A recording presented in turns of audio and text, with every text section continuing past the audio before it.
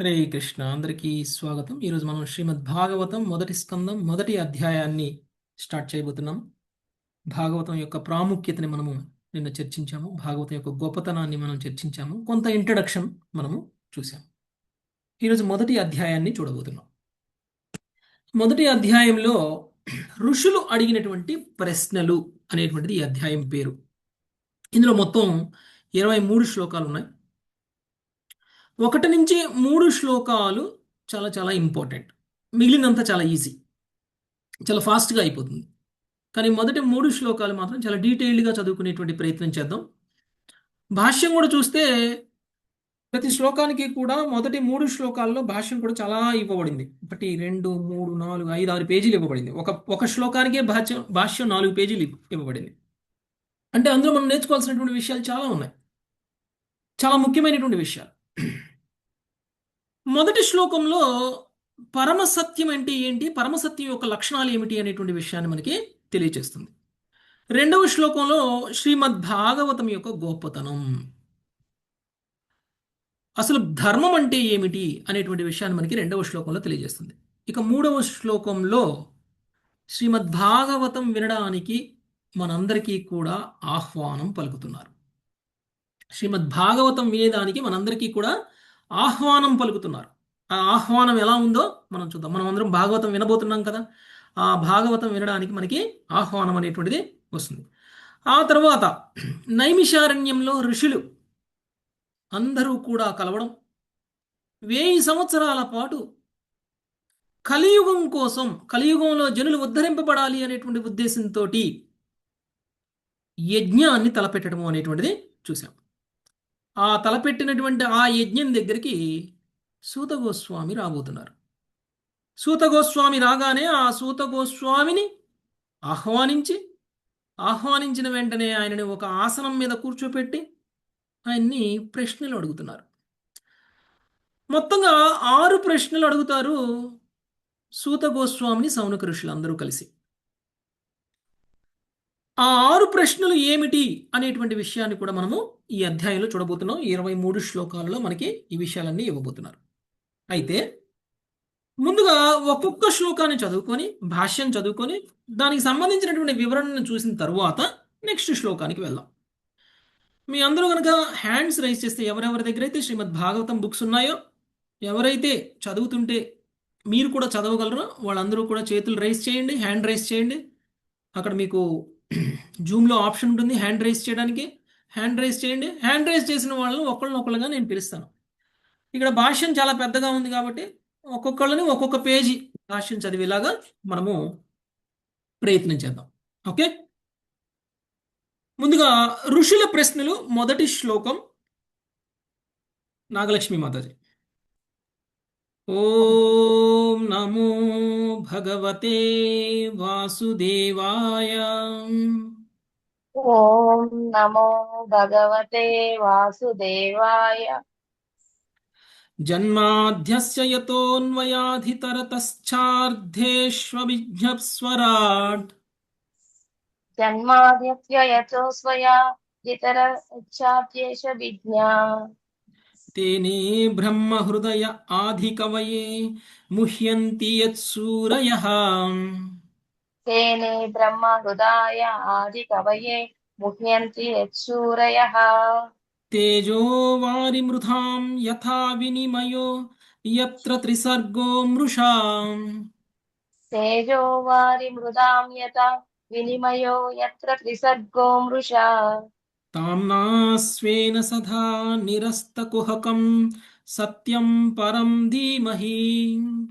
తామ్నా స్వేన సదా నిరస్తకుహకం సత్యం పరం ధీమహి. ఓ ప్రభు శ్రీకృష్ణ, వసుదేవ తనయుడవు, సర్వవ్యాపి అయిన భగవానుడవు అవు నీకు గౌరవపూర్వక వందనములు అర్పించుచున్నాను. పరతత్వమును వ్యక్తమ్మగు విశ్వముల సృష్టి స్థితి లయములకు పరమ మూల కారణులను అగుటచే శ్రీకృష్ణ భగవాన్ని నేను ధ్యానించుచున్నాను. ప్రత్యక్షంగాను పరోక్షంగాను సర్వ సృష్టిల జ్ఞానమును కలిగి ఉన్న అతడు తనకు పరమైన కారణము వేరొకటి లేనందున స్వతంత్రుడై ఉన్నాడు. అతడే తొలుత వేద జ్ఞానమును ఆదిజీవి అయిన బ్రహ్మదేవుని హృదయం నందు తెలియజేశాను. అగ్ని యందు జల దర్శనము లేదా జలమునందు స్థల దర్శనము వంటి భ్రాంతిమయములైన వాటిచే మనుజుడు మోహగ్రస్తుడగు రీతి అతని కారణంననే మహామునులు దేవతలు కూడా మోహంనకు గురియగుదురు. ప్రకృతి త్రిగుణముల ద్వారా తాత్కాలికంగా వ్యక్తమగు భౌతిక విశ్వములు అసత్యములైనను కేవలము ఆ దేవదేవుని కారణమునే సత్యములుగా గోచరిస్తున్నది. కనుకనే భౌతిక జగము యొక్క భ్రాంతుల నుండి సదా ముక్తమై ఉండేది దివ్యధామమున నిత్యవాసుడే ఉన్న శ్రీకృష్ణ భగవాన్ని నేను ధ్యానిస్తున్నాను. పరతత్వమైనందునే ఆ దేవదేవుని నేను ధ్యానించును. ఉమ్, ఓకే. భాష్యం. ఒక్క నిమిషం మాతాజీ. ఓకే, భాష్యం వేరే వాళ్ళని చదవనిద్దాం. ఓకే, సో ముందు ఓకే. ఈ తాత్పర్యాన్ని అర్థం చేసుకునేటువంటి ప్రయత్నం చేద్దాం. ఆ తర్వాత భాష్యంలో కొన్ని విషయాలు మనం ఆల్రెడీ తాత్పర్యంలో కవర్ చేస్తాము. కవర్ చేయని విషయాలు భాష్యంలో ఏమైనా ఉంటే కనుక మళ్ళీ మనం భాష్యం చదివినప్పుడు చూద్దాం. ముందుగా ఒక సెంటెన్స్ చూస్తే మొదటిగా ఓం నమో భగవతే వాసుదేవాయ. ఎవరండి వాసుదేవ అంటే? శ్రీకృష్ణ భగవానుడు కృష్ణ పరమాత్మ వాసుదేవ వసుదేవుని యొక్క పుత్రుడు. వాసుదేవుడు. వసుదేవుడి యొక్క పుత్రుడైనటువంటి వాసుదేవుడి గురించి మాట్లాడుతున్నారు. అయితే శ్రీమద్ భాగవతాన్ని ఎవరు రాశారు? వ్యాసదేవుడు రాశారు. వ్యాసుడు. వ్యాసదేవుడు తన శ్రీమద్ భాగవతాన్ని మొదలు పెట్టడానికంటే ముందు వాసుదేవునికి నమస్కారాలు తెలియజేస్తున్నారు.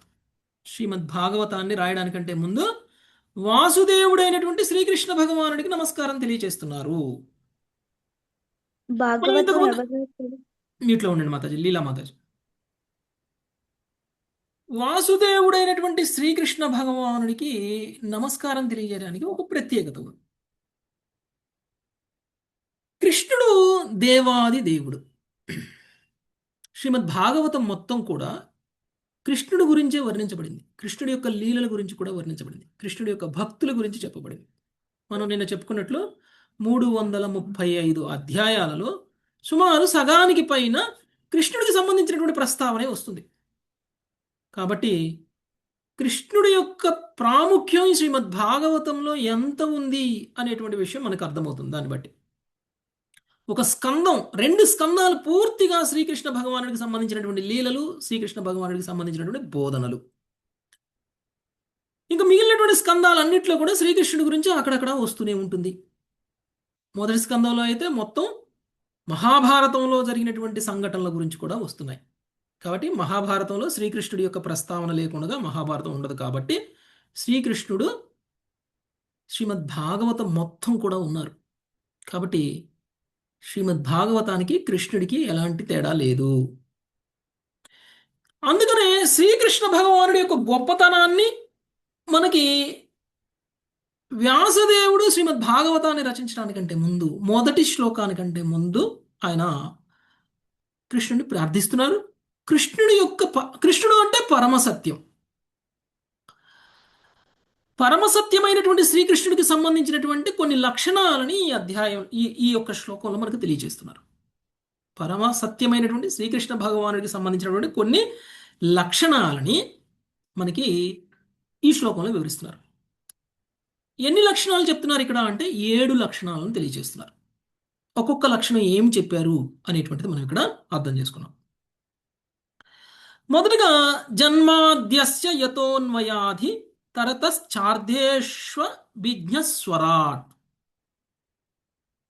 జన్మ ఆది అస్య.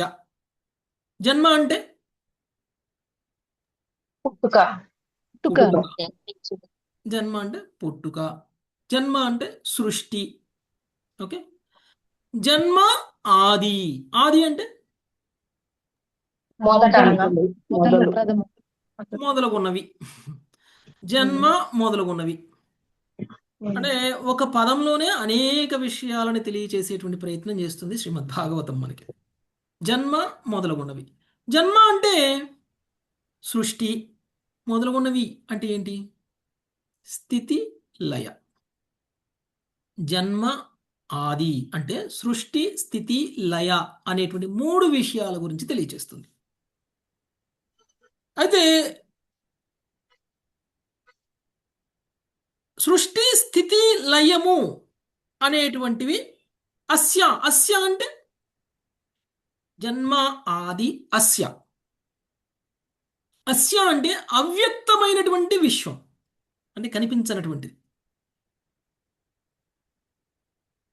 ఎక్కడి నుంచి వచ్చిందంటే అదంతా యత యత అన్వయాత్. యత అన్వయాత్ అంటే ఎక్కడి నుంచి వచ్చింది, ఎవరి నుంచి వచ్చింది అదంతా? ప్రత్యక్షంగా లేకపోతే పరోక్షంగా వాటన్నిటి గురించి తెలిసినటువంటి వాడు ఎవరు అంటే శ్రీకృష్ణ కృష్ణ పరమ భగవానుడు. అది అంటే మొదటిగా జన్మ ఆది అంటే సృష్టి స్థితి లయ చేసినటువంటి వాడు నువ్వు. సో కృష్ణుడికి సంబంధించిన పరమసత్యానికి సంబంధించిన మొదటి లక్షణం ఏమిటి? సృష్టి స్థితి లయకి కారకుడు శ్రీకృష్ణుడు. సృష్టి స్థితి లయకి కారకుడు శ్రీకృష్ణ భగవానుడు అనేటువంటి విషయాన్ని తెలియజేస్తున్నారు. ఇది మొదటి లక్షణం, పరమసత్యానికి సంబంధించినటువంటి మొదటి లక్షణం. ఇక రెండవది అభిజ్ఞ. అభిజ్ఞ అంటే ఇక్కడ చూడండి,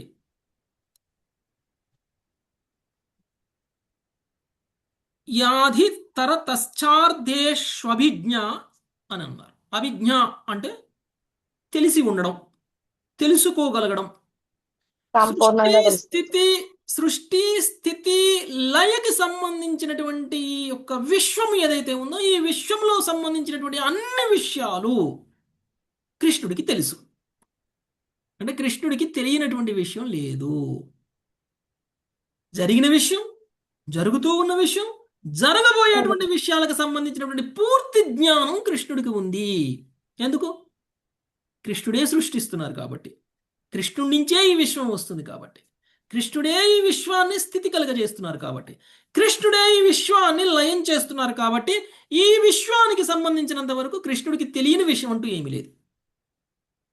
కృష్ణుడికి తెలియనిది ఏమీ లేదు, సర్వం తెలుసు. మనం అందరం అనుకోవచ్చు, మనం ఏదేదో చేస్తున్నాం, ఎక్కడెక్కడో ఉంటున్నాం, ఎన్నెన్నో సాధిస్తున్నాం, వీటికి సంబంధించినటువంటి అన్ని విషయాలు కృష్ణుడికి తెలియదు అని అనుకోవచ్చు, భగవంతుడికి తెలియదు అని అనుకోవచ్చు. భగవంతుడికి తెలియని విషయం లేదు. మీకు తెలియని విషయాలు కూడా భగవంతుడికి తెలుసు. మీ మనసులో ఉన్నటువంటి విషయాలు కూడా భగవంతుడికి తెలుసు, తెలియవచ్చు. మీ జీవితంలో జరిగిన మీరు మర్చిపోయినటువంటి విషయాలు కూడా భగవంతుడికి తెలుసు. భగవంతుడికి తెలియనిటువంటి విషయం లేదు.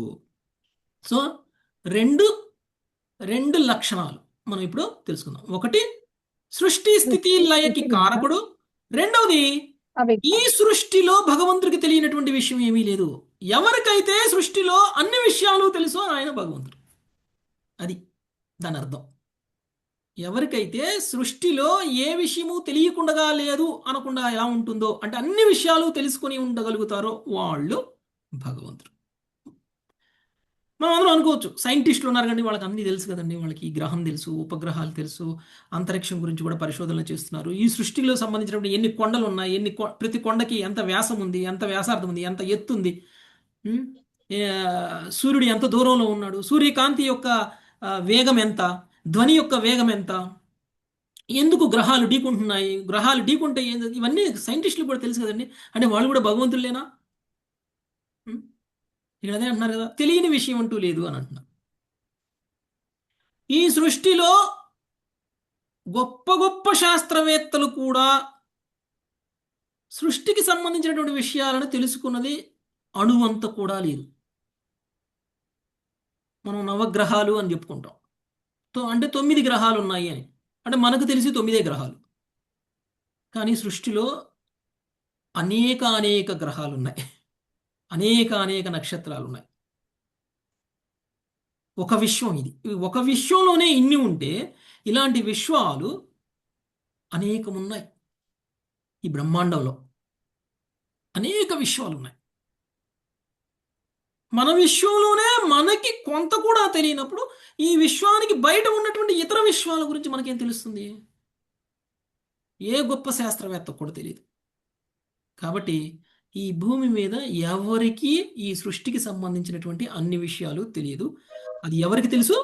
కేవలం కృష్ణ భగవానుడికి మాత్రమే తెలుసు. ఇది రెండవ విషయం. ఇక మూడవది స్వరాట్. స్వరాట్ అంటే సర్వస్వతంత్రుడు, సంపూర్ణ స్వతంత్రతను కలిగి ఉన్నటువంటి వ్యక్తి.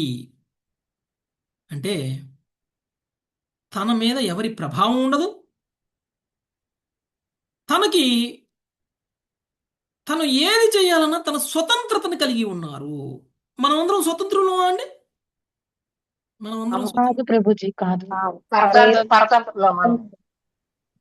మనం అందరం స్వతంత్రులం కాదు. మనకి ఫ్రీడమ్ లేదు. పరతంత్రులం. ఒకప్పుడు మనకి భారతదేశానికి స్వతంత్రం లేదు. ఇప్పుడు స్వతంత్రం వచ్చింది. ఏంటి తేడా? ఒకప్పుడు భారతదేశం వేరొకరి ఆధీనంలో ఉంది. ఆధీనంలో ఉంది. ఇప్పుడు వేరే వాళ్ళ ఆధీనంలో లేదు. స్వతంత్రత వచ్చింది. మరి అయితే ఇప్పుడు మనం వేరే వాళ్ళ ఆధీనంలో లేము కదా, మరి మన స్వతంత్రులమేనా ఇప్పుడు? లేదు ప్రభుజీ ఇప్పటికి కూడా పరతంత్రులు. ఇప్పటికీ మనం స్వతంత్రులం కాదు. ఎలా? భౌతిక కోణంలో చూస్తే మనం స్వతంత్రులము అని మనం అనుకుంటాం. నన్ను నియంత్రించేటువంటి వాళ్ళు ఎవరూ లేరు కాబట్టి నేను స్వతంత్రుణ్ణి అని అనుకుంటాం మనం. నిజానికి మనం నియంత్రింపబడుతున్నాము. ఎవరితో? శ్రీకృష్ణ భగవానుడితో. శ్రీకృష్ణ భగవానుడి యొక్క మాయతో నియంత్రింపబడుతున్నాం. ప్రభుజీ భగవంతుడి యొక్క మాయ ఏమీ భగవంతుడికి శత్రువు కాదు. భగవంతుడి యొక్క మాయ. ఈ భౌతిక ప్రకృతి భగవంతుడి యొక్క మాయ. ఈ భౌతిక ప్రకృతిలో మనం నియంత్రింపబడుతున్నాం. ఉదాహరణకి ఒక ఒక కారాగారం ఉందనుకోండి, ఒక జైలు. జైల్లో ఉన్న వ్యక్తికి, జైలు బయట ఉన్న వ్యక్తికి ఏమిటి తేడా? జైల్లో ఉన్న వ్యక్తికి, జైలు బయట ఉన్న వ్యక్తికి మధ్య తేడా ఏంటి? బయట ఉన్న వ్యక్తికి స్వతంత్రం ఉంది, లోపల వ్యక్తికి స్వతంత్రం లేదు. లోపల ఉన్న వ్యక్తిని ఏం కట్టేయలేదు. కట్ అయిపోయినా బయటికి రాలేడు కదా ప్రభుజీ. కొన్ని అందులో లిమిట్స్ ఉన్నంత ఉంటాయి వరకే ప్రభుజీ. దానికి ఉపయోగించుకోగలడు. కొన్ని లిమిట్స్ ప్రభుత్వ ఉంటాయి. చట్టాలను ఆహా. ఆ నాలుగు గోడ మధ్యలోనే ఉంటారు. ఆ నాలుగు గోడల మధ్యలో ప్రభుజీ ఎంతైనా తిరుగుతాడు. ఆ నాలుగు గోడలు, ఒక ఎకరం స్థలంలో జైలు ఉందనుకుందాం. ఆయన ఎంతవరకు తిరగలడు? ఆ ఎకరం వరకే తిరగలడు. అవునా కదా? అవును ప్రభుజీ. సో నేను తిరగలుగుతున్నాను కదా అని చెప్పేసి నాకు స్వతంత్రం ఉంది అని అనుకుంటే కాదు. అది మూర్ఖత్వం. అలానే ఈ భౌతిక విశ్వం అనేటువంటిది ఒక జైలు. కాకపోతే దీని వ్యాసం 1 కిలోమీటర్ కాదు, 1 ఎకరం కాదు. ఇది చాలా పెద్ద విషయం. ఈ పెద్ద విషయంలో కూడా మనం తిరుగుతూ ఉన్నాం. స్వతంత్రంగా తిరుగుతున్నాము అనేటువంటి భావంలో మనం ఉన్నాం. ఈ విశ్వాన్ని దాటి వెళ్ళగలిగే శక్తి మనకు లేదు. జైల్లో ఎంత తిరిగినా జైలు గోడలు దాటి బయటికి రాగలుగుతాడా ఎవరైనా వ్యక్తి? లేదు ప్రభుజీ. రాలేడు. జైలు బయటికి రావాలంటే ఏం చేయాలి? దానికి జైలు కొన్ని అధికారులు ప్రొసీజర్లు ఉన్నాయి. తలుపులు తెచ్చుకోవాలి. రూల్స్ జైలర్ దగ్గర మంచి పేరు తెచ్చుకోవాలి. అధికారి ఆగస్టు నుంచి 15 పర్మిషన్ రావాలి. కావాలి. ఏ స్వాతంత్ర దినోత్సవం రోజు, ఏ రిపబ్లిక్ డే రోజు రాష్ట్రపతో, ప్రధానమంత్రో పర్వాలేదు, ఈ వ్యక్తిలో మార్పు వచ్చింది, బయటికి వెళ్తే మళ్ళీ తప్పులు చేయడు, ఇంతకు ముందు ఎలాంటైతే నేర ప్రవృత్తి ఉందో ఆ ప్రవృత్తి వీడిలో నశించింది, ఇప్పుడు వీడిని బయటికి పంపించవచ్చు అని వాళ్ళు అనుకొని ఆగస్టు 15 రోజు, జనవరి 26 రోజు వదిలేస్తారు వాళ్ళని బయటికి. అవునా కదా? క్షమించి వదిలేస్తారు. అవును ప్రభుజీ. అలా వదిలేసినప్పుడు బయటికి రాగలుగుతాం. అంటే ఇప్పుడు మనం ఉన్న జైలు నుంచి బయటికి రావాలంటే ఈ జైలుకి అధికారి ఎవరు? శ్రీకృష్ణ భగవంతుడు. శ్రీకృష్ణ భగవాన్. ఈ జైలుకి అధికారి శ్రీకృష్ణ. శ్రీకృష్ణ భగవానుడు. శ్రీకృష్ణ భగవానుడు అధికారులను నియమించారు ఇక్కడ. ఆయనేమి జైలుకి కాపలా గాయరు. ఓకే, ఈ జైలుకి కాపలా గాయడానికి ఒకళ్ళని పెట్టారు. ఎవరు వాళ్ళు? దుర్గాదేవి. గాదేవి. దుర్గం అంటే ఏంటి? దుర్గం అంటే ఏంటి? దుర్గం అంటే కోట. పెద్ద దుర్గం అని ఎందుకు అంటారు అని అంటే దాన్ని దాటడం అనేటువంటిది అది అతి కష్టం, సాధ్యం కాదు. అందుకనే దాన్ని దుర్గం అంటారు. అలాంటి దుర్గము ఈ భౌతిక విశ్వం అయితే, దుర్గాదేవి ఈ భౌతిక విశ్వానికి ఇన్ఛార్జ్, మాయాదేవి. అందుకనే భగవంతుడు దుర్గాదేవిని పెట్టారు. దుర్గాదేవి మనల్ని పరీక్షిస్తూ ఉంటుందన్నమాట. నిజంగా మనం హృదయ పరివర్తన జరిగిందా లేదా? నిజంగా మనలో నేర ప్రవృత్తి పోయిందా లేదా? నిజంగా వీడిని జైలు నుంచి బయటికి పంపించచ్చా లేదా అని దుర్గాదేవి మనల్ని పరీక్షిస్తూ ఉంటుంది. పరీక్షలో పాస్ అయ్యామనుకోండి, దుర్గాదేవి ఏం చేస్తుంది? కృష్ణుడికి ఒక అప్లికేషన్ పెడుతుంది. ఈసారి జనవరి 26కి పలానా ఇందుమతి మాతాజీని, నాగలక్ష్మి మాతాజీని వదిలేయచ్చు అని చెప్తుంది. ఓకే, అప్పుడు కృష్ణుడు వదిలేస్తారు. అంతేకాని మనలో ప్యూరిఫికేషన్ రాకుండా, మనలో నేర ప్రవృత్తి అనేటువంటిది పోకుండా, అంటే భౌతికమైనటువంటి కల్మషాలు పోకుండా మనం ఈ దుర్గం నుంచి బయటికి పోలేము. దుర్గం లోపలనే తిరుగుతున్నప్పటికీ మనం స్వరాట్ అనుకుంటున్నాం. మనకు మించిన స్వరాట్ లేడు మనకి ఇక్కడ కదా. మనం అందరం స్వరాట్టులము అని అనుకుంటున్నాం, కానీ నిజానికి మనం స్వరాట్లం కాదు. ఎవరు స్వరాటు? ఈ ఈ విశ్వంలోకి ఎప్పుడు కావాలంటే అప్పుడు రాగలగడం, ఈ విశ్వం నుంచి ఎప్పుడు కావాలంటే అప్పుడు బయటికి వెళ్ళగలగడం ఎవరికైతే సాధ్యమవుతుందో వాళ్ళు స్వరాట్. అవునా కదా? అవును ప్రభుజీ. నా ఇష్టం వచ్చినప్పుడు నేను వస్తా, నా ఇష్టం వచ్చినప్పుడు నేను బయటికి వెళ్తా, అప్పుడు నేను స్వతంత్రుణ్ణి అని అర్థం. ఇప్పుడు మీరు చూస్తే ఒక ప్రధానమంత్రి, ఒక రాష్ట్రపతి అప్పుడప్పుడు జైల్లోకి వెళ్తుంటారా లేదా? అవును ప్రభుజీ. పరిశీలించడానికి వెళ్తూ ఉంటారు. విజిటింగ్, పరీక్షించడానికి వెళ్తావు.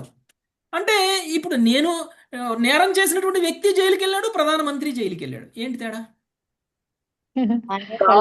ఒకరు నేరం చేసిన వాళ్ళు, ఇంకొకళ్ళు పరిశీలించడానికి వెళ్ళిన వాళ్ళు. ఆ, ఒకళ్ళు నేరం చేసి వెళ్తే 100 members ఒకళ్ళు నేరం 100 చేసి members ప్రభుజీ 100 మెంబర్స్ దాటారంటే గౌరీ మాతాజీ వీళ్ళందరూ జాయిన్ అవడానికి వీలు పడట్లేదట. యూట్యూబ్ లింక్ పంపించమని. అవునా? మా ఫ్రెండ్స్ కూడా ఇద్దరు ఫోన్ చేశారు ప్రభుజీ, వాళ్ళు కూడా. అవునా? ఒక్క నిమిషం. మా ఫ్రెండ్స్ కూడా ప్రభుజీ అందరూ ఫోన్ చేస్తున్నారు ప్రభుజీ, రావట్లేదని చెప్పానని. Okay, join అవ్వలేకపోతున్నారంట Prabhuji. ఒక్క నిమిషం మాతాజీ చెప్పేశారు, నేను యూట్యూబ్ లింక్ స్టార్ట్ చేస్తున్నా. అది ముందు నాకు కూడా లింక్ రాలేదు మేడం ప్రభుజీ, మళ్ళీ వచ్చిన తర్వాత మళ్ళీ నొక్కితే 100 ఎందుకో దాటితే రాలేదు, రాదు. ముందు రాలేదు. ఒక్క నిమిషం, 100 దాటితే రాదు మాతాజీ, ఒక్క నిమిషం వెయిట్ చేయండి.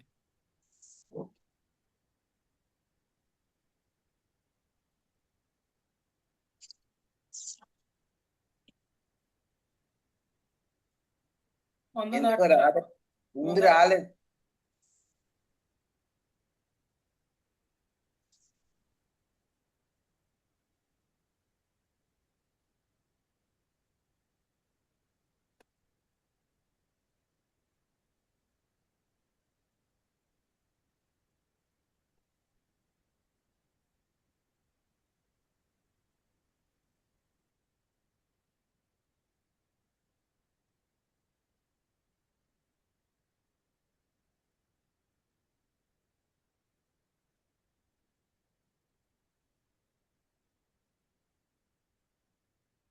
ప్రభుజీ యూట్యూబ్ లింక్ ఏం చేస్తే లైవ్ వస్తుందా ప్రభుజీ మరి?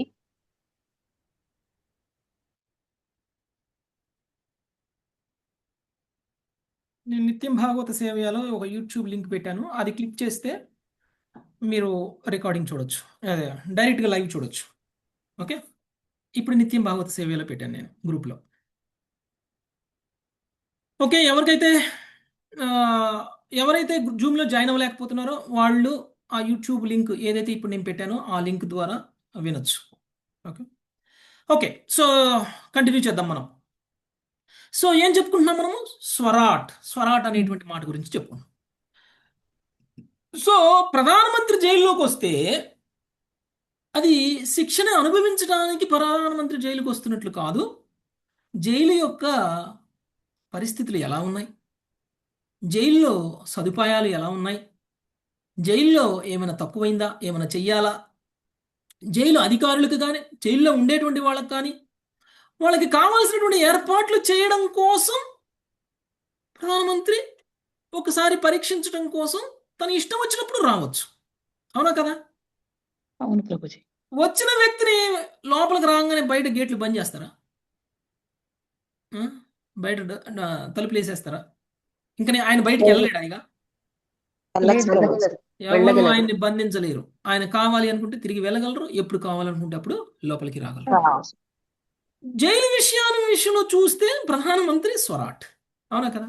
ఇప్పుడు ప్రధానమంత్రి వెళ్ళగలిగాడు, కానీ మీరు నేను కావాలంటే వెళ్ళగలమా జైలు లోపలికి? కావాలంటే అంటే నేను జైల్లోకి వెళ్ళలేకపోయాను కదా వెళ్ళట్లేదు కదా, జైల్లో నేను లేను కదా, జైలు బయట ఉన్నాను కదా, కాబట్టి నేను స్వరాట్ అనుకోవడానికి కూడా లేదు. ఎందుకంటే నాకు ఇష్టమైతే వెళ్ళగలగాలి, నాకు ఇష్టమైతే బయటికి రాగలగాలి.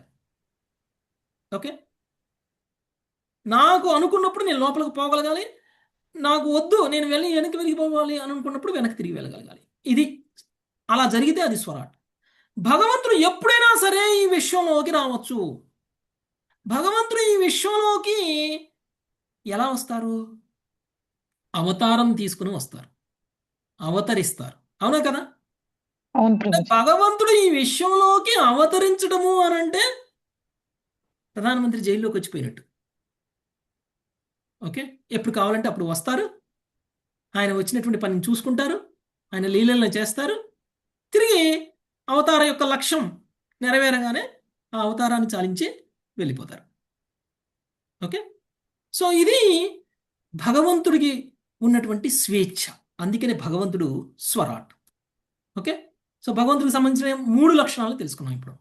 మళ్ళీ చెప్పండి. ఒకటి, మొదటి లక్షణం సృష్టి స్థితి లయకారకుడు. సృష్టి స్థితి లయ కారకుడు. సృష్టి స్థితి లయ ఎలా చేస్తారు అనేటువంటిది మనం తర్వాత చర్చించుకుందాం. ఉదాహరణకి ఒక సింపుల్గా చెప్పాలంటే, సృష్టి అంటే బ్రహ్మదేవుడు చేస్తారు, స్థితి ఎవరు చేస్తారు? విష్ణువు చేస్తారు, లయం ఎవరు చేస్తారు? శివుడు. శివుడు చేస్తారు. బ్రహ్మ విష్ణు మహేశ్వరులుగా స్వయంగా భగవంతుడే అవతరిస్తున్నారు. సృష్టి స్థితి లయ కారకుడు శ్రీకృష్ణుడు అని అంటే శ్రీకృష్ణుడే బ్రహ్మగా, విష్ణువుగా, శివుడుగా అవతరించి సృష్టి స్థితి లయ చేస్తున్నారు. కాబట్టి సృష్టి స్థితి లయకి కారకుడు శ్రీకృష్ణ భగవానుడు. ఓకే, ఏంటండి మీరు శ్రీకృష్ణ భగవానుడు అంటున్నారు? ఎక్కడ చెప్పారు శ్రీకృష్ణ భగవానుడు అని? సృష్టి స్థితి లయ కారకుడు పరమసత్యము అని అన్నారు. ఆయన శ్రీకృష్ణ భగవానుడు అని ఎలా అంటున్నారు అని మనం అనొచ్చు.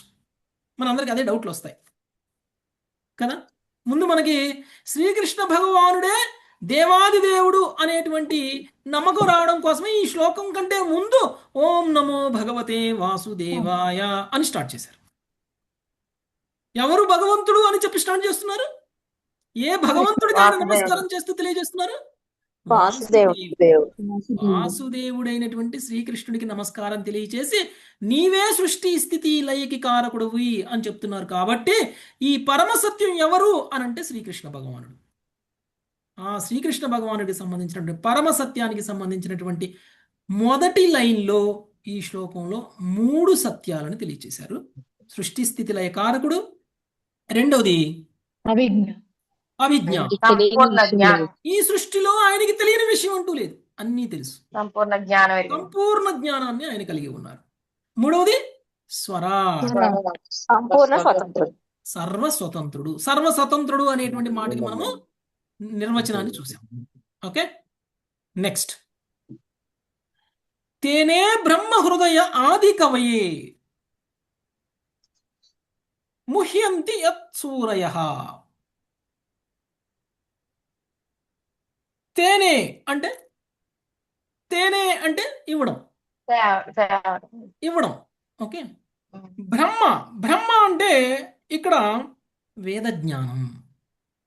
ఇక్కడ బ్రహ్మ అంటే బ్రహ్మ కాదు, బ్రహ్మ అంటే వేద జ్ఞానం. ఆది కవయే, ఆది కవయే అంటే బ్రహ్మ. ఓకే, తేనే బ్రహ్మ ఆది కవయే. బ్రహ్మ అంటే వేద జ్ఞానం. వేద జ్ఞానాన్ని ఇచ్చారు ఎవరికి? బ్రహ్మదేవుడు. అంటే జ్ఞానాన్ని ఇచ్చేటువంటి వాడు ఎవరు? శ్రీకృష్ణ భగవానుడు. శ్రీకృష్ణ భగవానుడు. శ్రీకృష్ణుడు జ్ఞానాన్ని బ్రహ్మదేవుడికి ఇచ్చారు. ఆ జ్ఞానమే వేద జ్ఞానము. ఓకే, అంటే సమస్త విశ్వానికి వేద జ్ఞానాన్ని ఇవ్వమని భగవంతుడు బ్రహ్మదేవుడికి ఇచ్చారు. ఆ బ్రహ్మదేవుడు 4 ముఖాలతో 4 వేదాలని పఠిస్తూ ఉంటారు. ఓకే, దాని ద్వారా వేద జ్ఞానం అనేటువంటిది వచ్చింది. అందుకని వేదము శబ్ద బ్రహ్మము అని అంటారు. అవునా కదా? వేదాన్ని శబ్ద బ్రహ్మము అంటారు. వేదము లిఖితపూర్వకంగా లేదు. అందరూ మ్యూట్లో ఉండండి మాతాజీస్. మాట్లాడాల్సినప్పుడు అందరూ అన్మ్యూట్ చేసుకోవచ్చు. అందరూ దయచేసి మ్యూట్లో ఉండండి. శివపార్వతి మాతాజీ మ్యూట్లో ఉండాలి. కృష్ణమూర్తి ప్రభు మ్యూట్లో ఉండాలి.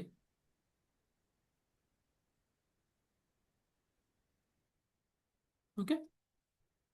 తేనే బ్రహ్మ ఆది కవయ, బ్రహ్మదేవుడికి కూడా జ్ఞానాన్ని ఇచ్చినటువంటి వాడు భగవానుడు. ఆ జ్ఞానమే మనందరికీ కూడా ఇప్పుడు లభ్యమైనటువంటి జ్ఞానం. వేదాల యొక్క సారమే శ్రీమద్ భాగవతము అనేటువంటి విషయాలు చెప్పుకున్నాం. వేదాంత సూత్రాల యొక్క భాష్యమే శ్రీమద్ భాగవతము అని చెప్పుకున్నాం. ఈరోజు మనం చదువుకుంటున్నాము, ఈరోజు మనం అర్థం చేసుకుంటున్నాము, ఈరోజు మనం ఆ జ్ఞానాన్ని ఉపయోగించుకుంటున్నాము. ఆ జ్ఞానం ద్వారా మనం కూడా ఆధ్యాత్మికంగా పురోగమిస్తున్నాము అంటే భగవంతుడు ఇచ్చినటువంటి జ్ఞానం. అంటే అందరి హృదయాలలో వెలుగుని ఇచ్చేటువంటి వాడు ఎవరు? కృష్ణ భగవానుడు. సో ఇది ఎన్నోది లక్షణం? నాలుగోది. నాలుగవ లక్షణం. ముహ్యంతి యత్ సూరయః. ముహ్యంతి అంటే మాయకు భ్రమకు లోనవడం. లోనవడం, భ్రమపడడం, భ్రమకు లోనవడం. భ్రమ అంటే ఉదాహరణకి ఎండమావులు తెలుసు కదండి, ఎండమావులు. ఎండమావులు అంటే మంచి ఎండలో మీరు రోడ్డు మీద నడుస్తూ ఉంటే రోడ్డు మీద నీళ్లు ఉన్నట్టు కనిపిస్తుంది మీకు. అది భ్రమ, నిజమా? బ్రహ్మ. కొన్ని సార్లు బాగా మండుతున్నటువంటి మంట వైపు చూస్తే అవి అలల్లా కనిపిస్తాయి, నీళ్ళలా కనిపిస్తాయి. అక్కడ నీళ్లు ఉంటాయా?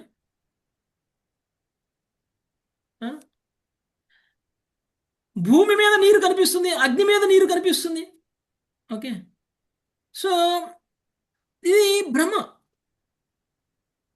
ఈ భ్రమకి లోనవుతారు ఎవరు అంటే ఎవరడా?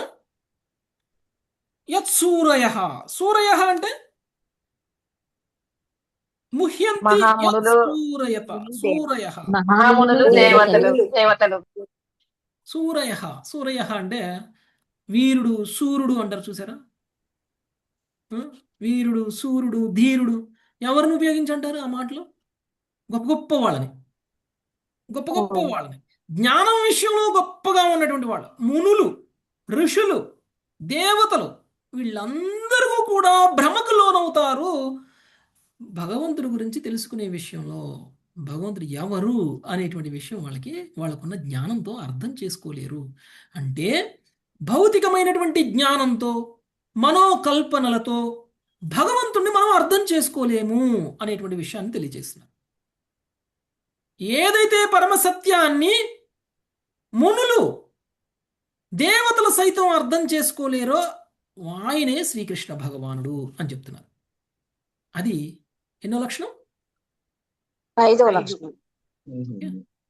అంటే గొప్ప తత్వం తెలిసినటువంటి వాళ్ళు, గొప్ప జ్ఞానం తెలిసినటువంటి వాళ్ళు, ఎన్నో సంవత్సరాల పాటు తపస్సులు చేసినటువంటి వాళ్ళు, లేదంటే ఉత్తమమైనటువంటి దేవతాలోకాలలో నివసించేటువంటి దేవతల సైతం భగవంతుణ్ణి అర్థం చేసుకోలేరు. భగవంతుడు ఎవరు అనేటువంటి విషయం అర్థం కాదు. ఓకే, భగవంతుడు ఎవరు అనేటువంటి విషయం అర్థం కాదు. అది పరమసత్యం అంటే. అది పరమసత్యం అంటే యత్ సూరయః అంటే. నెక్స్ట్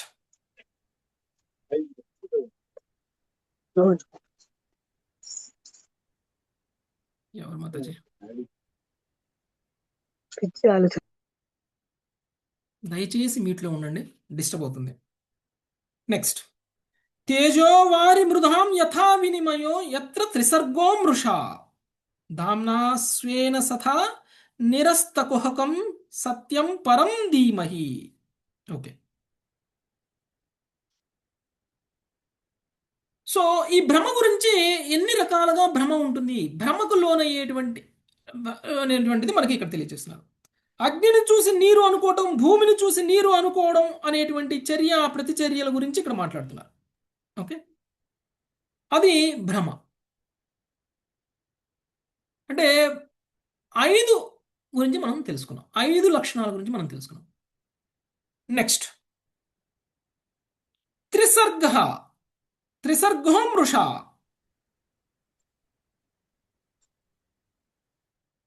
త్రిగుణాలతో కూడి ఉన్నటువంటి ఈ భౌతిక విశ్వాన్ని నిజము అని అనుకునేటువంటి భ్రమలో ఉండడం.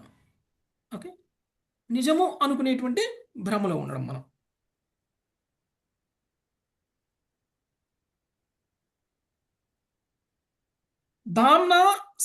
ధామ్నా స్వేన సదా నిరస్త కుహకం. ఆ, ఒకటి ఓకే, భ్రమ ఒకటి. నెక్స్ట్ నిజమైనటువంటి సత్యం ఏమిటి అనేటువంటి విషయాన్ని మనకి ఇక్కడ తెలియజేస్తున్నారు. ఓకే, మనమందరం త్రిగుణాలతో కూడి ఉన్నాము. ఈ త్రిగుణాలతో కూడి ఉన్నటువంటి తాత్కాలికమైనటువంటి సత్యాన్ని శాశ్వతమైనటువంటి సత్యంగా భావిస్తున్నాం మనం. ఓకే, తాత్కాలికమైనటువంటి సత్యాన్ని శాశ్వతమైనటువంటి సత్యంగా భావించడం అంటే భ్రమలో ఉన్నట్ట, భ్రమలో లేనట్లా? అంటే భ్రమలో భ్రమలో ఉన్నట్టే ఉన్నట్టే. ఏమిటి తాత్కాలికమైనటువంటి సత్యం అని అంటే, ఇప్పుడు మనం అందరం ఈ శరీరాలను కలిగి ఉన్నాం. ఈ శరీరం శాశ్వతం అని అనుకోవడం, ఈ శరీరంకి ఏదైతే లక్ష్యం ఉందో అదే నా లక్ష్యం అని అనుకోవడం, ఈ శరీరం కోసమే నేను సుఖపడాలి, ఈ శరీరం కోసమే నేను కష్టపడాలి, ఈ శరీరంతోనే నాకు ఉన్నటువంటి బంధాలు, ఏదైతే ఈ శరీరంతో ఉన్నటువంటి బంధాలు ఉన్నాయో ఆ బంధాలన్నీ కూడా శాశ్వతమైనటువంటి బంధాలు అనేటువంటి భావనలో ఉండడం భ్రమకు లోనవడం. ఓకే, అలాంటి భ్రమకు లోనైనటువంటి మనము నిజమైనటువంటి జ్ఞానంలో లేము అని అర్థం. అలానే ఈ భౌతిక విశ్వం కూడా, ఏదేది అయితే భౌతికమో అది శాశ్వతం కాదు, కొంతకాలానికి సత్యం, కానీ శాశ్వతమైనటువంటి సత్యం కాదు. ఎవరినైనా సరే పూర్వము మీ పూర్వీకులు ఎవరైనా సరే ఇప్పటికీ బ్రతికి ఉన్నారా? ఇప్పటికీ వాళ్ళ శరీరం అలానే ఉందా? లేరు ప్రభుజీ. లేదు ప్రభుజీ. వాళ్ళని అందరినీ, మన పూర్వీకులని, మన తాతలని, మన ముత్తాతల్ని మనం చూసాం, కానీ వాళ్ళు Yes, ఇప్పుడు ప్రభు. లేరు. వాళ్ళు ఇప్పుడు లేరు. ఒకప్పుడు ఉన్నవాళ్ళు ఇప్పుడు లేరు. ఇప్పుడు ఉన్న మనం కూడా భవిష్యత్తులో ఉండం. మన మనవాళ్ళు, మన ముది మనవాళ్ళకి మనం కూడా ఉండం. ఎలా అయితే మనకి మన తాతలు ముత్తాతలు లేరో అలానే మన మనవాళ్ళకి, మన ముది మనవాళ్ళకి మనం కూడా ఉండం. ఓకే, మరి అలా మనం భవిష్యత్ తరాలకి కనిపించినటువంటి మనం పరమసత్యం ఎలా అవుతాం? భవిష్యత్ తరాలకి మనం ఎవరో తెలియనప్పుడు మనం శాశ్వత సత్యం ఎలా అవుతాం? కానీ మనం ఉన్నంతకాలం మనం ఏమనుకుంటున్నాం? శాశ్వతం అనుకుంటాం, భ్రమలో ఉంటాం. శాశ్వతం అని అనుకుంటున్నాం. భ్రమలో అంటే మన కళ్ళ ముందే మన పూర్వజులు పోయినా మనకు అర్థం కావట్లేదు. భవిష్యత్తులో పోతాము అని తెలిసినా కానీ ఎవరైనా అనుకుంటారా భవిష్యత్తులో నేను పోను అని? ఎవరు అనుకోరు ప్రభుజీ. భవిష్యత్తులో నేను పోను శాశ్వతం అనుకుంటున్నాను. అని ఎవరు అనుకోము. అయినా అయినా అయినా మనం శాశ్వతం అనే అనుకుంటాం. అవునా కదా? భ్రమలో పడుతూనే ఉంటాం. ఆ? చావడానికి సిద్ధంగా మంచం మీద ఉండి కూడా ఆశపడతాం. తాపత్రయపడుతూ ఉంటాం. నా కొడుకు ఎక్కడున్నాడో, నా కూతురు ఎక్కడుందో, వాళ్ళు ఏం చేస్తున్నారో, వీళ్ళు ఏం చేస్తున్నారో, వాళ్ళ ఆస్తులు ఎలా ఉన్నాయో, వాళ్ళ బిజినెస్ ఎలా ఉందో, వాళ్ళు సుఖంగా ఉన్నారో లేదో, నేను సంపాదించినంత ఆస్తి వాళ్ళు అనుభవిస్తున్నారో లేదు, వాళ్ళు కాకుండా ఎవరైనా అనుభవిస్తున్నారేమో అనేటువంటి ఆరాటంలో ఉంటాం. ఇది భ్రమ అంటే. భగవంతుడు సృష్టించినటువంటి సృష్టిలో ఇలాంటి భ్రమను కూడా సృష్టించాడు మన కోసం. ఓకే, ఈ విధమైనటువంటి ప్రపంచంలో మనం అందరం కూడా ఉన్నాము. అలాంటి త్రిగుణాలకి అతీతమైనటువంటి వాడు భగవానుడు. ఎవరైతే ఇలా భ్రమకు లోనవరో వాళ్ళు భగవంతుడు. ఓకే, త్రిగుణాలకి అతీతమైనటువంటి వాడు, మాయకి అతీతమైనటువంటి వాడు, మాయ యొక్క ప్రభావంలో లేనటువంటి వాడు భగవానుడు. ఓకే, ఇది ఎన్నో క్యారెక్టరిస్టిక్? 6. ఓకే, 6వ క్యారెక్టరిస్టిక్, 6వ లక్షణం. పరమసత్యానికి సంబంధించినటువంటి ఇప్పుడు 6 లక్షణాలు చూసాం. మనం భ్రమలో ఉన్నాం, కానీ భగవంతుడు భ్రమలో లేరు. భగవంతుడికి భ్రమ ఉండదు. భగవంతుడు సృష్టించినటువంటి ఈ త్రిగుణాలు, భగవంతుడు సృష్టించినటువంటి ఈ మాయ భగవంతుడి మీద ప్రభావాన్ని చూపలేదు. మనం అందరం అనుకుంటాం రామావతారంలో చేసినటువంటి కర్మలకి అనుగుణంగా కృష్ణుడుగా అవతరించి ఆ కర్మఫలాలను స్వీకరించారు అని అందరూ అంటారు కదా. వాలిని చంపాడు కాబట్టి వాలి కృష్ణుడిని చంపాడు మరుసటి జన్మలో అని చాలామంది మాట్లాడతారు. భగవంతుడికి కర్మలు లేవు, భగవంతుడికి కర్మబంధనాలు లేవు. భగవంతుడి మీద మాయ ప్రభావమే లేదు. భగవంతుడు రామావతారంలో లీల చేశారు, భగవంతుడు కృష్ణావతారంలోనూ లీల చేశారు. ఆ లీలకి ఈ లీలకి సంబంధం లేదు. అక్కడ కర్మ ఇక్కడ కర్మఫలంగా మారలేదు. ఇక్కడ కర్మ ఇంకొక జన్మలో ఇంకొక అవతారంలో కర్మఫలంగా మారదు. అక్కడ దివ్యమైన కర్మే, ఇక్కడ దివ్యమైన కర్మే. దివ్యమైనటువంటి కర్మ కర్మఫలాలను అనుభవించేటువంటి స్థితికి రాదు. జన్మ కర్మ చ మే దివ్యం ఏవం ఏ వేత్తి తత్వతః త్యక్త్వా దేహం పునర్జన్మ నైతి మామేతి సో అర్జున.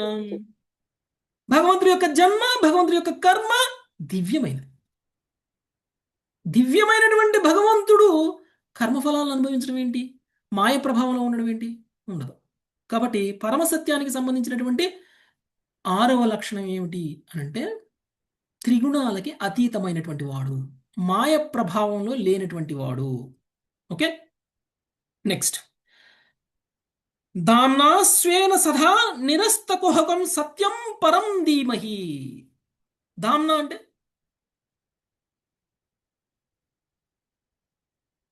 సర్వ విధములైన దివ్య సంపత్తితో. అక్కడ చూస్తున్నారా మీరు? ఎస్ ప్రభుజీ. అంటే భగవంతుడికి సర్వ విధములైనటువంటి దివ్య సంపత్తులని కలిగి ఉన్నాడు అంటే తనకు ఒక ధామం ఉంది. దామ్నా అంటే ధామము. ఆ ధామం ఎలా ఉంటుంది? ఆ ధామము రిచ్గా ఉంటుంది. ఇక్కడ ఉండదన్నమాట. ఓకే, ఈ రోజు ఉంటుంది, రేపు ఉండదు. ఒక తుఫాన్ వస్తే పోతుంది, లేకపోతే ఒక భూకంపం వస్తే పోతుంది. అలా ఉండదు. తన ఐశ్వర్యం శాశ్వతం. తన ఐశ్వర్యం శాశ్వతం. ఏదైతే భౌతిక విశ్వంలో ఏది మనం భౌతికమైనది శాశ్వతం కాదు అని అనుకుంటున్నామో దానికి ఉల్టా. ఇప్పుడు మనం చూస్తున్న మన ఇల్లు ఎంతకాలం ఉంటుంది? కొద్ది కాలమే ప్రభుజీ, ఒక 20 సంవత్సరాలు ఉంటుంది. మనకు సంబంధించిన వస్తువులు, ఈ కళ్ళజోడు ఎంతకాలం ఉంటుంది? కొంతకాలమే ఉంటుంది, తర్వాత పోతుంది అది. అలానే మనం కూడా కొంతకాలమే ఉంటాం, తర్వాత పోతాం. అవునా కదా? అలానే భగవంతుడికి ఉన్నటువంటి ఐశ్వర్యము ఏదైతే ఉందో అది శాశ్వతమైనటువంటి ఐశ్వర్యం. అందుకనే దాన్ని ఆధ్యాత్మిక ధామము అని అంటాం. అంటే భగవంతుడు ఎక్కడుంటారు?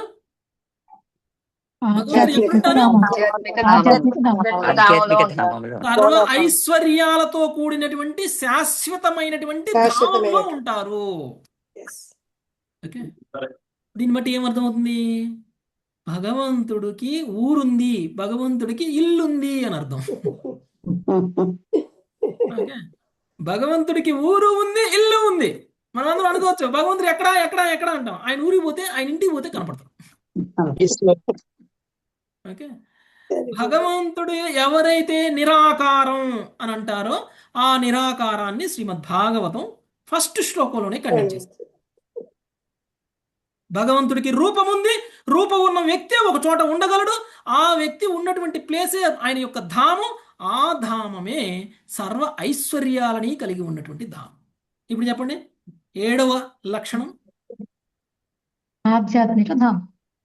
భగవంతుడికి ఆధ్యాత్మిక ధామం ఉంది, ఆ ధామంలో ఆయన ఉంటారు.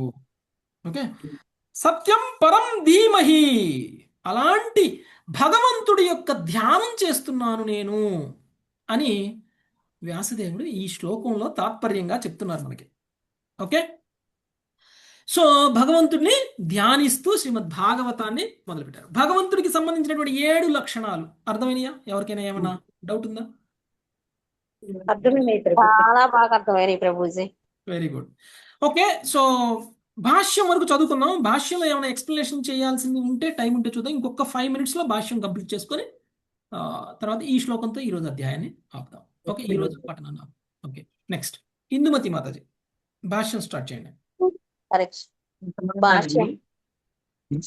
దేవదేవుడైన వాసుదేవునకు వందనములు అర్పించుతున్నాను అనునది దేవకి వసుదేవుల దివ్యపుత్రుడైన శ్రీకృష్ణ భగవానునే ప్రత్యక్షంగా సూచించున్నది. ఈ విషయము మరింత విపులముగా ఈ శ్రీమద్ భాగవత పురాణమునందు వివరింపబడగలదు.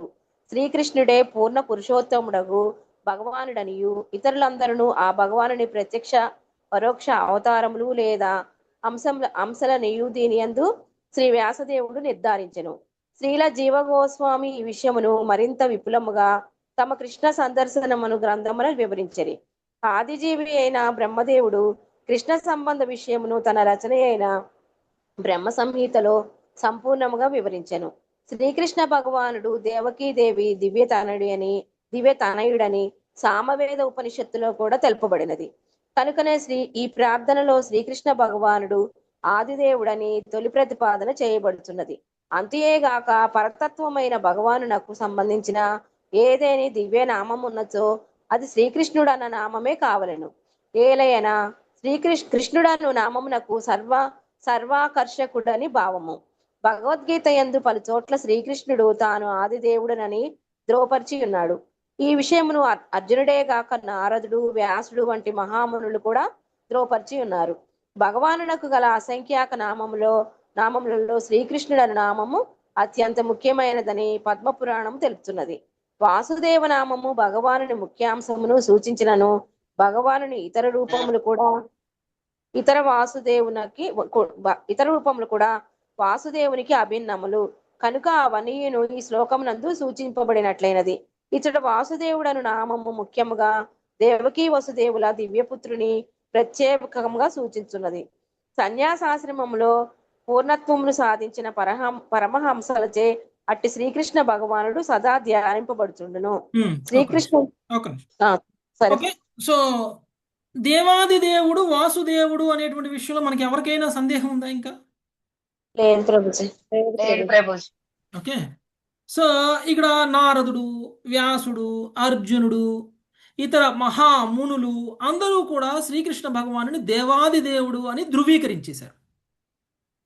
ఇప్పుడు మనం చెప్పుకున్నటువంటి విషయాలన్నింటినీ ఇప్పుడు ఇక్కడ వ్యాసదేవుడు కూడా నిర్ధారించేశాడు. అవును కదా, ఈ శ్లోకంలో వ్యాసదేవుడు కూడా నిర్ధారించేశాడు. శ్రీకృష్ణుడు ఒక రూపాన్ని కలిగి ఉన్నారు, తనకి ఒక ధామం ఉంది, ఆయన త్రిగుణాలకి అతీతుడు, ఆయన అందరి హృదయంలో జ్ఞానదీపాన్ని వెలిగించగలరు. ఓకే.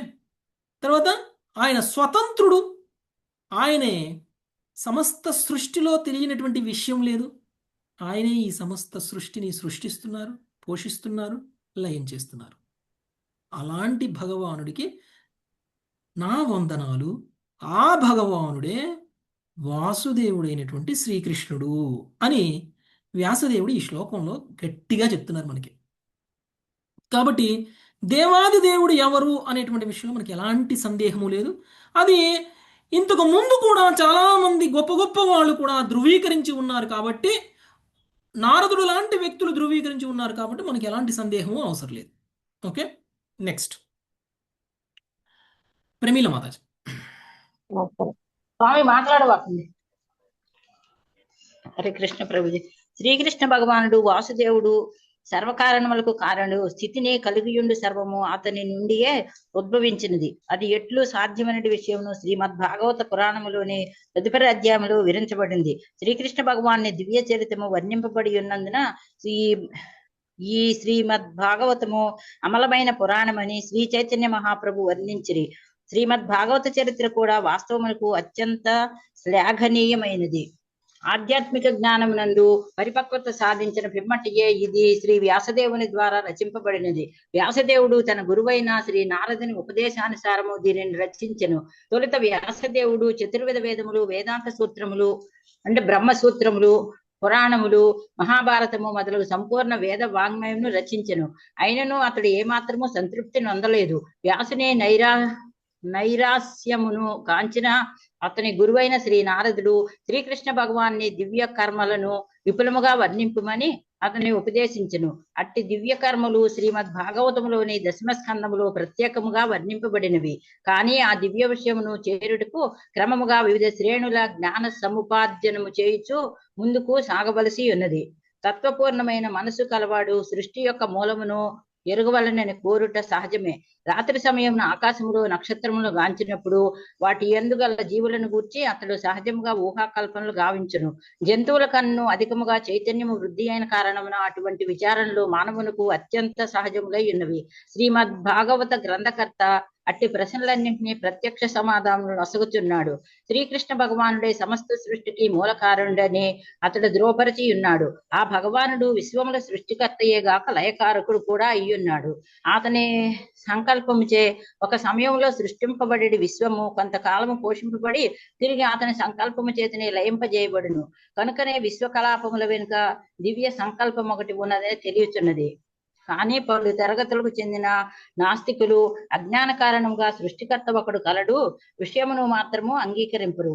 ఉదాహరణమునకు నేటి శాస్త్రజ్ఞులు కొన్ని ఉపగ్రహములు నిర్మించి దూరము నుండి వాటి గమనము తమ అదుపులో నుండినట్లుగా ఏదియో రీతి వాటిని అంతరిక్ష కక్షలో ప్రవేశపెట్టుచున్నారు. అదే రీతిగా అసంఖ్యాక నక్షత్రములు గ్రహములతో కూడిన విశ్వములన్నీయును శ్రీకృష్ణ భగవానుని మేధాశక్తి చేతనే నియమింపబడుచున్నవి. పరతత్వమైన భగవంతుడు లేకుండా ఈ విషయం లేదు. భగవంతుడి నుంచే ఈ విషయం వచ్చింది. సృష్టించిందే భగవంతుడు. ఉన్నటువంటి నక్షత్రాలు, గ్రహాలు, కక్షల్లో తిరుగుతున్నటువంటి ప్రతి గ్రహము కూడా భగవంతుడి యొక్క ఆధ్వర్యంలోనే నడుస్తున్నాయి. కాబట్టి శాస్త్రజ్ఞులు ఎన్ని చెప్పినా, ఏ విషయాలు చెప్పినా అందులో ఎంత సత్యం ఉందో మనకు తెలియదు. కానీ ఈ శాస్త్రంలో చెప్పబడినటువంటి విషయం స్వయంగా భగవంతుడి నుంచే వచ్చినటువంటి ఈ విషయం శాస్త్రజ్ఞులకు కూడా అందనటువంటి విషయము అనేటువంటిది మనకి ఇక్కడ తెలియజేస్తుంది. ఓకే, మిగిలింది మనం రేపు చదువుకుందాం మాతాజీ. భాష్యం వదిలిపెట్టద్దు, భాష్యం మొత్తం మళ్ళీ చదువుదాము. కానీ మొదటి శ్లోకానికి ఎక్స్ప్లెనేషన్ మనం కంప్లీట్ చేసుకున్నాం. మనం కంప్లీట్ చేసుకున్నటువంటి విషయాలే ఈ భాష్యంలో కూడా మోస్ట్లీ ఉంటాయి. దాన్ని మనము రేపు కంప్లీట్ చేసుకుందాం. Thank you very much. Hare Krishna. వంచాకల్పతరుభ్యశ్చ కృపా సింధుభ్యేవ చ పతితానాం పావనేభ్యో వైష్ణవేభ్యో నమో నమః. హరే కృష్ణ కృష్ణ కృష్ణ హరే హరే హరే రామ హరే రామ రామ రామ హరే హరే. కృష్ణ ప్రభుజీ హరే కృష్ణ హరే కృష్ణ ప్రభుజీ. హరే కృష్ణ ప్రభుజీ. ఎవరికైనా ఏమైనా ప్రశ్నలు ఉన్నాయా ఈ రోజు క్లాస్ లో? ఎవరికైనా ఏమైనా ప్రశ్న? ప్రభుజీ ప్రశ్నలు ఏమీ లేవు కానీ ప్రభుజీ ఎంత బాగా చెప్పారు మీరు, అసలు చాలా బాగా చెప్పారు. అది ప్రభుజీ అందరు లీవ్ అవుతున్నారు. ఏమైనా చెప్పాలంటే మీరు ఏమైనా మెసేజ్ ఇవ్వాలంటే ఇప్పుడే ఇవ్వండి ప్రభుజీ.